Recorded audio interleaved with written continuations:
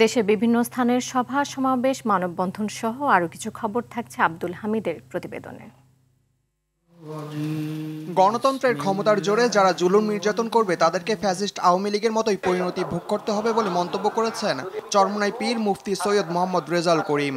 মেহেরপুরের গাংনীতে ইসলামী আন্দোলন বাংলাদেশ আয়োজিত ওয়াজ মাহফিলে তিনি কথা বলেন। সন্তান থেকে মা ভাইকে যাবে। একটি মানবিক বাংলাদেশ গড়তে সন্ত্রাস, চাঁদাবাজ, নৈরাজ্য এবং কিশোর গ্যাং মুক্ত করতে হবে বলে মন্তব্য করেছেন বিএনপির কেন্দ্রীয় কার্যনির্বাহী কমিটির প্রচার সম্পাদক সুলতান সালাউদ্দিন টুকু।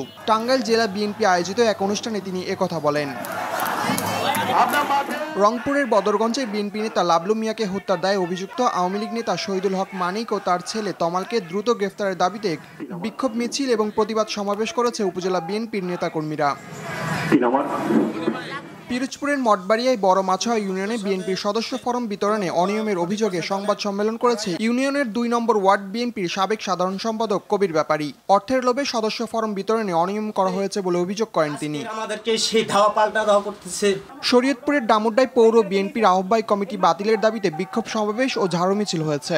মিছিলটি ডামুড্ডা বিএনপির কার্যালয়ের সামনে থেকে শুরু হয়ে স্বর্ণকার পট্টিতে এসে শেষ হয়। ঝিনাইদহে ছাগলে মরিচ গাছ খাওয়াকে কেন্দ্র করে দুই পক্ষের মধ্যে সংঘর্ষ হয়েছে। এই ঘটনায় অন্তত ৮ জন আহত হয়। গুরুতর আহত ৩ জনকে ঝিনাইদহ সদর হাসপাতালে ভর্তি করা হয়েছে। আব্দুল হামিদ, RTV।